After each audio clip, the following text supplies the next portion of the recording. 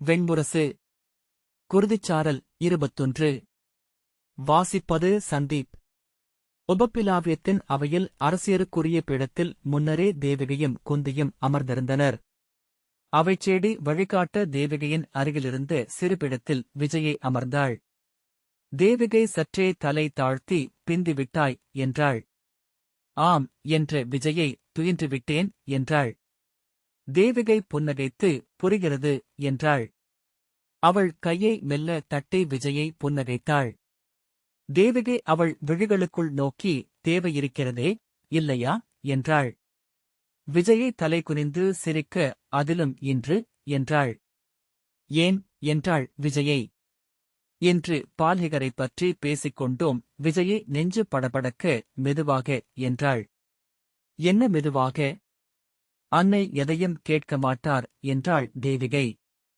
விஜயை சற்று நேரம் கழித்து அது ஏன் என்றாள். என்ன என்றாள் தேவிகை. ஏன் அவை இரண்டும் இணைகின்றன? தேவிகை புன்னகைத்த பின் நாம் விரும்பப்படுகிறோம் என்பதனாலா என்றாள். இல்லை, வெல்லப்படுகிறோம் என்பதனால் என்றாள் விஜயை. உன் நச்சுனா சேடியிடம் கேள், என்ன சொல்வாள் என என்றாள். விஜயை திரும்பி நோக்க அபயை அருகே வந்து தலை தாழ்த்தினாள். நாங்கள் இங்கு பேசிக் கொண்டிருந்ததைப் பற்றி நீ என்ன நினைக்கிறாய் என கேட்க விரும்பினோம் என்றாள் தேவிகை. தெரிகிறது என்ற அபயை. அடிமைகளின் உவகை அது, உடையோனை ஏமாற்றுவதன் களி என்றாள். தேவிகை சினத்துடன் நோக்க புன்னகைத்து தலைவணங்கி அபயை அப்பால் சென்றாள். அவளிடம் கேட்டிருக்கக் கூடாது என்றாள் விஜயை. சட்டென்று நகைத்து சரியாகவே சொல்கிறாள் என்றாள் தேவிகை. அவையில் குடித்தலைவர் ஒவ்வொருவராக வந்து அமரத் தொடங்கியிருந்தனர். நகுலனும் சகதேவனும் அவையமைவை மேல் நோட்டம் செய்து கொண்டிருந்தனர். இறுகக் கட்டிய தோளாளையும் தோள்களில் பரவிய குழல் கற்றைகளுமாக பீமன் வந்து அவனுடைய பீடத்தில் அமர்ந்தான். விராட இளவரசி வரவில்லையா என்று விஜயை மெல்லிய குரலில் தேவிகையிடம் கேட்டாள். அவளுக்கு தலை சுழற்சியும் மயக்கமும் இருக்கிறது. 5 நாட்களாக வாயுமொழ்கிறாள் என்றாள் தேவிகை. ஏன் என்று புருவங்கள் சுளிக்க விஜயை கேட்டாள். தேவிகை அதுதான் என்று ஐயுறுகிறார்கள். இன்னும் ஓரிரு நாட்களுக்குப் பின்னரே எதையும் கூற முடியும் என்கிறார்கள் என்றாள். அத்தனை விரைவாகவா? இளையோன் இங்கு ஓர் இரவு மட்டும்தான் உடன் தங்கினான் என்கிறார்கள் என்றாள் விஜயை. ஓரிரவு போதுமே என்று தேவிகை சொன்னாள்.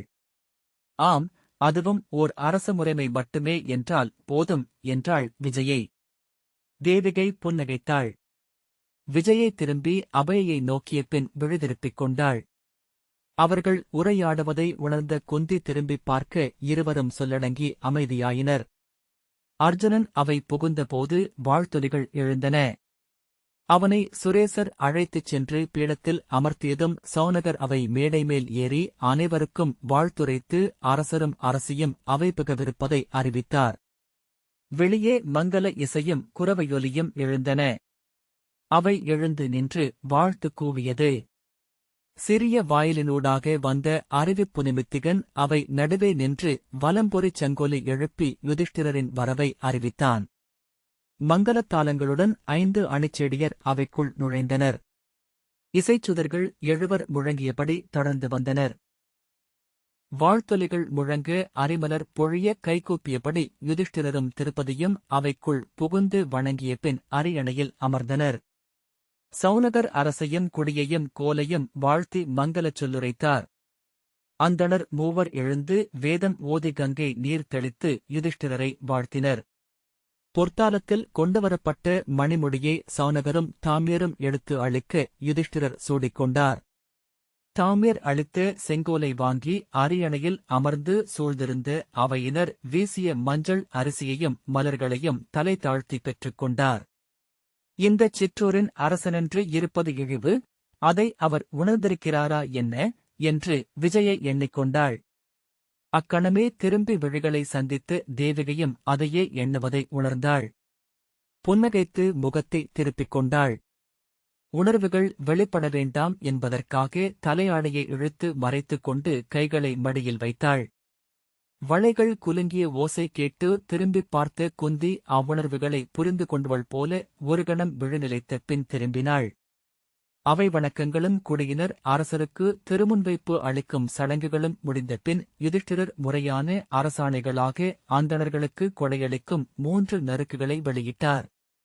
அதன்பின் சௌனகர் அவை மேடைமேல் எழுந்து அனைவருக்கும் வாழ்த்து கூறி சஞ்சயன் திருதராஷ்டிரின் தூதுச் செய்தியுடன் அவை புகுந்திருப்பதை அறிவித்தார். அவை அதைத்தான் எதிர்பார்த்துக் கொண்டிருந்தது. இன்று காலை அஸ்தின்புரியிலிருந்து பேரரசர் திருதராஷ்டிரின் தனிச் செய்தியுடன் அவரது அணுக்கராகிய சஞ்சயன் இங்கு வந்திருக்கிறார். அரசருக்கும் அவையினருக்கும் பேரரசரின் செய்தியை முன்வைக்க வேண்டுமென்று அவரிடம் இந்த அவை கோருகிறது என்றார்.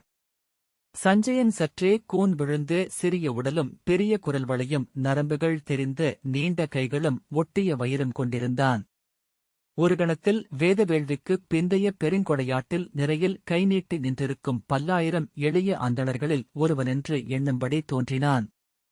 சூதன் உடலில் எழுந்த அந்தணன் அவையில் எழுந்து அரசரையும் அவையையும் கைகூப்பி வணங்கிய பின் உரத்த குரலில் அவன் பேசத் தொடங்கியதுமே விஜயே சிறிய துணுக்குரலுடன் அவன் விழியறியா பிறிதொருவன் என்றுணர்ந்தாள். அவன் குரல் நன்கு அமைக்கப்பட்டு வெண்கல மணியின் கூர்கொண்டிருந்தது. அந்த அவையில் அந்த கணம் அவன் வாயிலிருந்து எழுந்தாலும் கூட அச்சொற்கள் அவனினூடாக வேறெங்கிருந்தோ ஒலிப்பவை என்று தோன்றியது. அவன் உச்சரிப்பே அவன் செம்மொழி கற்றுத் தேர்ந்தவன் எனக் காட்டியது. சொல்லடக்குகளில் இருந்து பிசிறற்ற இணைவு அவன் நூல்களில் திளைப்பவன் என தெரிவித்தது. ஆனால் கற்று அறிந்த நூல்கள் எவையும் அவன் உடலிலோ விழியிலோ முற்றிலும் தெரியவில்லை என்பதன் விந்தையைத்தான் அவள் எண்ணிக்கொண்டாள். 5 பேர் இருக்கும் ஓர் அவையில் ஓரிரு சொற்றொடர்களுக்குள்ளேயே அங்கிருப்போர் அனைவரும் முற்றிலும் அவனை மறந்துவிடக்கூடும். ஓர் உயிரற்ற பொருளென அவர்களின் நுண்புலனும் அவனை பிழையாக எண்ணிவிடக்கூடும். ஏன் அவனை இளைய யாதவருடன் இணைத்து எண்ணிக்கொள்கிறோம் என்று அவள் திகைப்புடன் தனக்குள் உசாவிக் கொண்டாள். அவ்விணைவு நிகழ்வதற்கான எந்த முதல்வைப்பும் எண்ணத்திற்கு சிக்கவில்லை. அவன் ஒருமுறையேனும் இளைய யாதவரை நேரில் பார்க்கவோ சொல்லாடவோ வாய்ப்பிருந்திருக்காது என்றே தோன்றியது. இவன் ஏன் அவரை நினைவூட்டுகிறான் என்று தேவிகை மெல்ல கேட்டாள். அதை எண்ணிக்கொண்டிருந்தாலும் செவியொலியாக கேட்டபோது விஜயை திடுக்கிட்டாள். ஆம் என்றாள். ஒரு மன்றமேடையில் அவர் சொற்களை இவன் எழுந்து சொல்வது போல உளமயக்கு ஏற்பட்டது எனக்கு என்றாள் தேவிகை. இவன் கற்றவன் என்றாள் விஜயை. கற்றவர் அமரும் அவைகள் இங்கே பல நூறு என்று தேவிகை சொன்னாள். இவன் முற்றிலும் ஒளியற்றவன், அவரோ அருமணி. விழிதிருப்பிய கணம் ஒரு விந்தையான உளமயக்கு அவளுக்கு ஏற்பட்டது. அந்த அவை இருக்கும் காலவழியுடன் தொடர்பின்றி வேறெங்கோ நின்றவனாக சஞ்சயன் பேசிக் கொண்டிருந்தான். முற்றிலும் அனைத்திலிருந்தும் விடுபட்டு நிற்கும் இவன் யார்? அச்சொல் உள்ளத்தில் எழுந்ததுமே விஜயை மெய்ப்புக் கொண்டாள். இவனும் அவரைப் போல முற்றிலும் அகன்று நின்றிருக்கிறான். இங்கு நிகழும் எதிலும் எவ்வகையிலும் உளம் அளிக்காது நோக்கி நின்றிருப்பவர்கள் அவர்கள் இருவருமே. இம்மானுடப் பெருந்திரளின் பதற்றமும் சினமும் விழைவும் வஞ்சமும் துயரும் தனிமையும் இவனுக்கும் ஒரு பொருட்டே அல்ல. இவையனைத்தும் நிகழ்ந்து மொழி பதிவென்றாகி ஓலை அடுக்குகளின் எழுத்துக்களென உருமாறி மந்தணச் சுவடி அறைகளின் தடுக்குகளில் ஒடுங்கிய பின் காலத்தின் வேறேதோ மூலையிலிருந்து கிளம்பி வந்து எடுத்து புழுதி போக மேலாடையால் மெல்லத் துடைத்து ஒவ்வொன்றாக படித்துக் கொண்டிருக்கும் ஒருவனின் விழிகள் இவை. அவ்வெண்ணம் தோன்றியதுமே அவள் சஞ்சயன் மேல் கடும் வெறுப்பை அடைந்தாள். அவன் தன்னை நோக்கி ஒரு சொல் சொன்னால் கூட நெய் எரிகொண்டதெனப் பற்றி எழுவோம் என்று தோன்றியது. இங்கிருக்கும் எவரும் உனக்கு மானுடரே அல்லவென்றால் இந்த அவையில் எழுந்து எதை பேசிக் கொண்டிருக்கிறாய்? ஆணவம் மிகுந்தவன். ஆணவத்தாலேயே அகன்றவன். அல்லது அகன்றிருப்பதே ஆணவமா? அகன்றிருப்பவர்கள் அழியற்றவர்கள்.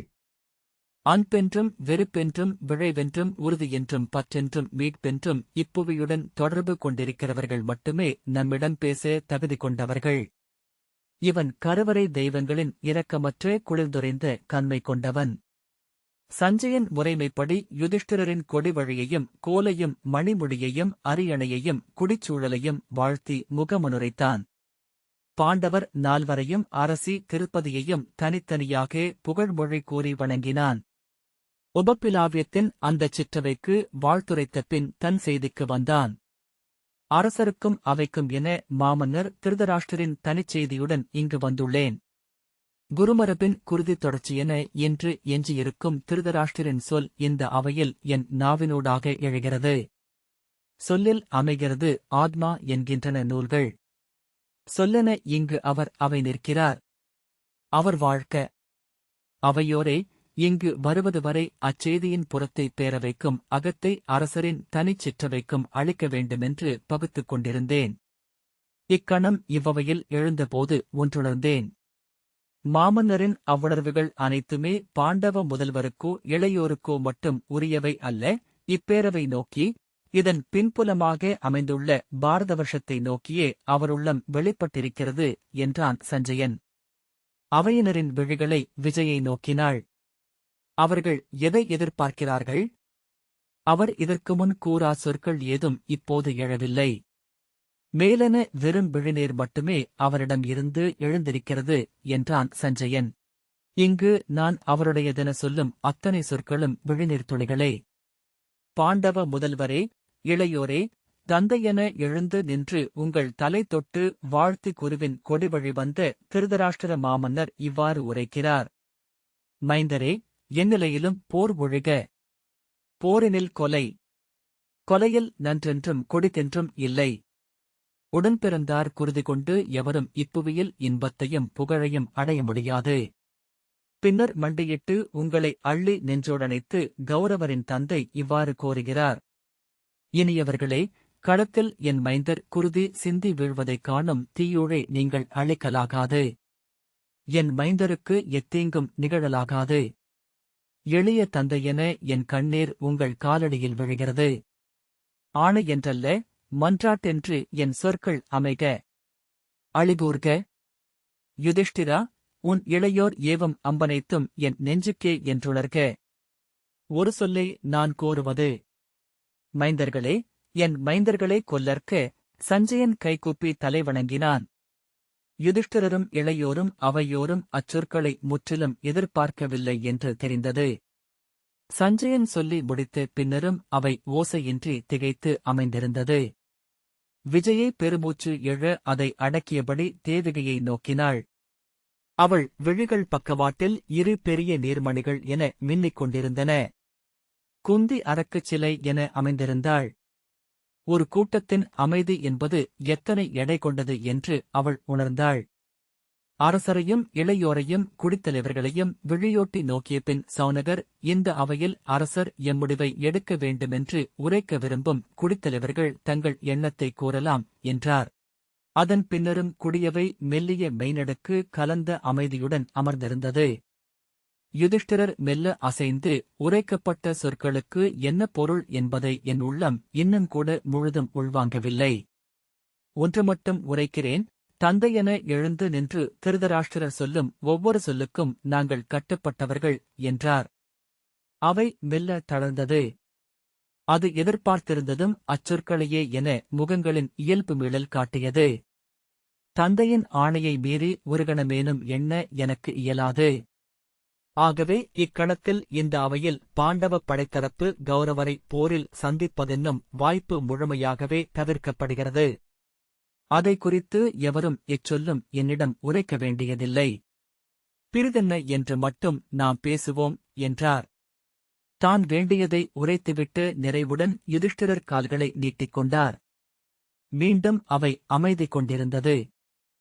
சௌனகர் அர்ஜுனனிடம், இளையவரே, தங்கள் எண்ணத்தை சொல்க என்றார். அர்ஜுனன் எழுந்து வணங்கி, மூத்தவருக்கு தந்தை எப்படியோ அப்படியே எனக்கு மூத்தவர்.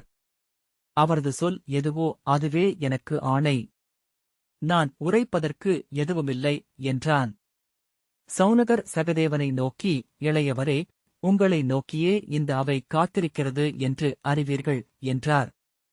சகதேவன் எழுந்து, தந்தையின் ஆணை மைந்தரென நம்மை முற்றாக கட்டுப்படுத்தும். உண்மையில் அவர் நம்மிடம் இறந்து சொல் கோரும் வரை நாம் சென்றதே பெரும்பிழை. ஆகவே போரை முற்றிலும் தவிர்ப்போம். அதைக் குறித்து சொல் இனி இல்லை என்றான். அவை ஆம், ஆம், ஆம் என கார்வை கொண்டது. அதன் பொருளென்பது நமக்கு அவர்கள் நாம் உரிமை கொண்டு நிலத்தையோ நகரையோ அளிக்கப் போவதில்லை என்பதே. சஞ்சயன் அதை தெளிவுபடுத்த வேண்டும் என்றான் சகதேவன். சஞ்சயன், என் தூதில் அச்சொற்கள் இல்லை. எளிய தந்தையொருவரின் விழிநீரை மட்டுமே இந்த அவைக்கு நான் கொண்டு வந்தேன் என்றான். சகதேவன், அது போதும். இந்தத் தூது துரியோதனன் அறியாமல் இங்கு வந்துள்ளது என்பதே அதை உணர்த்துகிறது. நாம் என்ன பிரித்தொன்றுமில்லை என்றான். அவையீரே, அரசே, நாம் நம் முடியுரிமையை மண்ணுரிமையை முற்றிலும் இந்த அவையில் இப்போதே கைவிட வேண்டும். எவரும் மறுக்க முடியாத குருதியடையாளமே நம் மூத்தோர் நமக்களித்த செல்வம் எனக் கொள்வோம். மூத்தவரின் காண்டீபம் துணையுள்ளது. இரண்டாமவரின் பெருந்தோள்கள் உடனுள்ளன. நம் நிலத்தை நாம் வெல்வோம். நம் குடிவழிகளுக்கு புதிய ஒரு மணிமுடியை உருவாக்கிச் செல்வோம். இன்னுமொரு 15 ஆண்டு காலம் கான் வாழ்வும் அலைவுகளும்தான் நமக்கு தந்தை அளிக்கும் கொடை எனில் அவ்வாறே ஆகுக என்றான் சகதேவன். சகதேவனின் சொற்களுக்காக அவை காத்து அமைந்திருந்தது. அவன் தந்தையர் மைந்தருக்கு அளிக்கும் நற்பெயரும் புகழும் செல்வமும் மட்டுமல்ல, இழிசொல்லும் பழியும் கடனும் கூட அவர்களின் நல்வாழ்த்தென்றே கொள்ளப்பட வேண்டும். தந்தையர் மைந்தருக்களிப்பவை எவையாயினும் இறுதியில் அவை நலம்பயப்பவையே என்று சொல்கின்றன நூல்கள். நம் தந்தை அளித்த இவற்றை தலைகொள்வோம். நன்றே நமக்கு நிகழும் என்றான். யுதிஷ்டிரர், இளையோனே, நீ பிரிதொன்று சொல்ல மாட்டாய் என்று எனக்குத் தெரியும். இன்று தந்தை சொல் எழுந்தபோது ஒரு கணத்தில் என் உள்ளம் தெளிவு கொண்டது. இத்தனை நாள் அலைப்புண்டு நிலையெழுந்திருந்தேன். ஆற்றா கொடுநோயொன்று நீங்கியதென்று நிறைவடைகிறேன். இனி நாம் எண்ணுவதற்கேதுமில்லை என்றார். சகதேவன், மூத்தவரே, எஞ்சுவது ஒரு வினா மட்டுமே. நம் குலமகள் அவை நடுவே சிறுமையுற்று நின்றாள். அது மண்ணுக்கும் முடியுரிமைக்குமான பூசல் சார்ந்ததல்ல, பெண்ணுக்கும் ஆணென எழும் கீழ்மைக்குமான பூசல். மண்ணையும் முடியையும் துறந்து போகலாம். அன்றுரைத்த வஞ்சனச் சொல்லைத் துறந்து நாம் போகலாகாது. மண்ணையும் முடியையும் துறந்தால் நாம் போற்றப்படுவோம். அவ்வஞ்சனத்தை துறந்து போனால் தலைமுறைகள் தோறும் இழிவு நம்மை தொடர்ந்து வரும். நம் கொடிவழிகள் நம்மை தூற்றும் என்றான். அறிக, நாம் கொண்டுள்ள வஞ்சம் நம் குலமகளுக்காக அல்ல, குலமகளிர் என இப்புவியில் எழுந்த அத்தனை பெண்டிருக்காகவும்தான். நாம் எண்ணியும் உணர முடியாத நெடுங்காலத்தில் பிறந்தெழுந்து வரும் அனைத்து தலைமுறைகளுக்காகவும் அவ்வவையில் நின்று வஞ்சினம் உரைத்தோம். அதை துறக்கவிருக்கிறோமா? அது ஒன்றே இவ்வவையில் நாம் எண்ணி முடிக்க வேண்டியது என்றபின் கைகூப்பி அவன் அமர்ந்தான். யுதிஷ்டிரர் தலையே கையால் பற்றியபடி, ஆம், அதை நம்மால் துறக்க இயலாது. 14 ஆண்டுகள் ஒரு நாள் கூட ஒழியாது என் தலைக்குள் ஓடியது மண்ணோ முடியோ அல்ல, அவ்வஞ்சமே. எரிந்தெழுந்த பேருருவென பிரம்மத்தை என் கண்முன் கண்டபோது கூட அங்கு சென்று அது வென்றாகி அமையாமல் இவ்வொரு கொண்டு இங்கு நான் மீண்டது அவ்வொரு வஞ்சத்துளே என்னில் எஞ்சியிருந்ததனால்தான். மெய்யாகவே இந்த அவையிலிருந்து இதையே நான் சொல்ல வேண்டியிருக்கிறது. அவ்வஞ்சத்திலிருந்து என்னால் விலக இயலவில்லை. ஒரு கணமேனும் நான் அவ்வஞ்சத்தை பொறுத்துக் கொண்டதும் இல்லை. அனல்மேல் சருகென சொற்களை அள்ளி அள்ளி போட்டுக் கொண்டிருக்கிறேன் என்றார். சகதேவன், முதல் வஞ்சம் உரைத்தவர் பாஞ்சாலத்தரசி. அவ்வஞ்சத்தை அவர் கடக்கிறாரா என்று அறிய விரும்புகிறேன் என்றான். திருப்பதி எங்கோ விழியமைத்து கனவிலென அமைந்திருந்தவள் கலைந்தெழுந்து விழி அளித்து மெல்லிய குரலில், நான் முன்னரே மும்முறை இதை சொல்லிவிட்டேன். இப்புவியில் எவர் மீதும் எனக்கு வஞ்சமில்லை என்றாள். அவையில் ஒரு வியப்பொலி மெல்லிய இரைச்சலென எழுந்தது. மானுடர் மிக மிகச் சிறியவர் என்றே இவ்வாண்டுகளினூடாக வாழ்ந்தறிந்திருக்கிறேன். ஆகவே அவர்கள் செய்யும் பிழைகளும் சூடும் சிறுமைகளும் கொள்ளும் வஞ்சங்களும் மிக மிகச் சிறியவையே. பொருட்படுத்தி நினைவு கூர்ந்து கொண்டு உடன் செல்லும் தகுதி படைத்த மானுடச் செயல் எதுவும் இப்புவியில் இல்லை. அவையை நோக்கி அனைத்தும் கடந்து போகட்டும். இன்று வரை வாழ்ந்து வந்த என் வாழ்விலிருந்து ஒரு சொல்லையேனும் நாளை நிகழும் என் வாழ்வுக்கு கொண்டு செல்ல நான் எண்ணவில்லை. என் அன்னையரின் குடிமரபை, நான் இருந்த அரசை, குழுனரை, ஈன்ற மைந்தரை, கொண்டுள்ள இப்பெயரையும் கூட துறந்து பிறிதொரு வாழ்வுக்குச் செல்லவே விழைகிறேன். முதுதந்தையின் ஆணை அதற்கொரு தொடக்கமாகுமென்றால் அது நன்றே என்று அவள் சொன்னபோது பலர் அறியாது கைகொப்பினர். சகதேவன், இனி அவை எழுந்து உரைக்க வேண்டியவர் மூத்தவர் என்றான். பீமன் குழல் கற்றைகள் முகத்தில் சரிய தலைகுனிந்து மடியில் கோர்த்து பெருங்கிகளுடன் அமர்ந்திருந்தான். மூத்தவரே என்றான் அருகே அமர்ந்திருந்த நகுலன். பீமனில் அசைவிழாதது கண்டு மீண்டும் மூத்தவரே என்றான். பீமன் எழுந்து ஆம் என்றான். உரத்த குரலில் மெய் உரைப்பதென்றால் என் வஞ்சத்தை ஓர் அணுவும் நான் குறைக்கவில்லை. எஞ்சிய வாழ்நாள் முழுக்க அவ்வஞ்சத்தை எரியவிட்டே வாழவும் செய்வேன். ஒரு தருணத்திலும் என் குலமகளின் பொருட்டு அவை நின்று நான் உரைத்த சொற்களில் ஒரு மாத்திரையேனும் பின்னெடுக்க மாட்டேன் என்றான். ஆனால் எந்தை இட்ட ஆணை என்னை முழுக்க ஆள்வதே. குலமூதாத என தருக்கி நின்று அவர் சொல்லியிருந்தால் அதை உதறி முன் சென்றிருப்பேன்.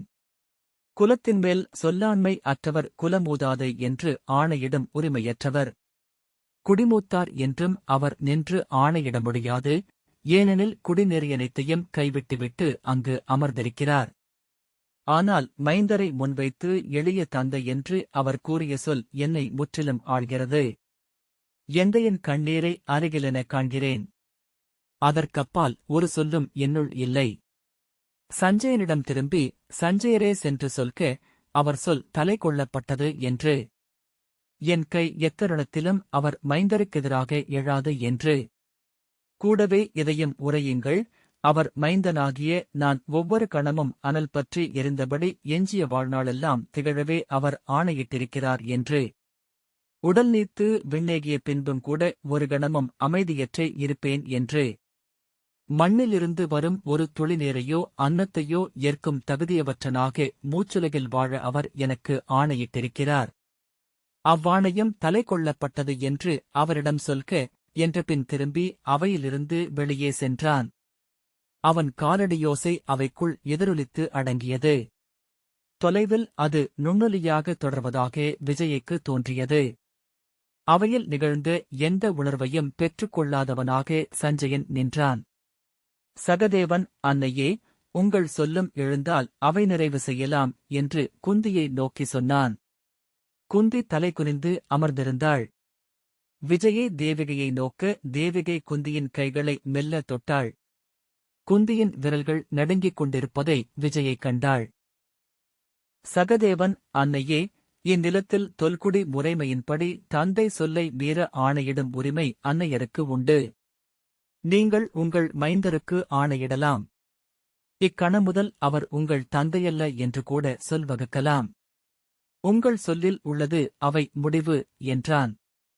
குந்தி மேலும் தலைகுனிய வெண்பட்டாடை அவள் தலையிலிருந்து சரிந்து முகத்தை மறைத்தது. அவள் கண்களிலிருந்து கண்ணீர் மடிமேல் வைக்கப்பட்ட முழங்கையில் சொட்டுவதை விஜயை கண்டாள். தேவிகையிடம் மெல்ல, என்னடி என்றாள். ஒன்றுமில்லை என்று தலையாட்டிய பின் தேவிகை குந்தியின் கைகளை பற்றினாள். குந்தி மேலும் நடுங்கிக் கொண்டிருந்தாள். திருப்பதி அங்கில்லை என அமர்ந்திருப்பதை விஜயை கண்டாள். குந்தியின் வலக்காலும் வலக்கையும் சுண்டியிழுக்கப்பட்டது போல் அதிர்ந்தன. இருக்கையின் ஒரு பக்கமாக சரிந்து விழுந்தாள். தேவிகை எழுந்து அவளை மெல்ல தூக்கினாள். சேடி ஓடிவந்து, என்ன என்ன என்றாள். தேவிகை நினைவிழந்துவிட்டார். களைப்புதான் என்றாள். இந்த வாசிப்பை கேட்டதற்கு நன்றி.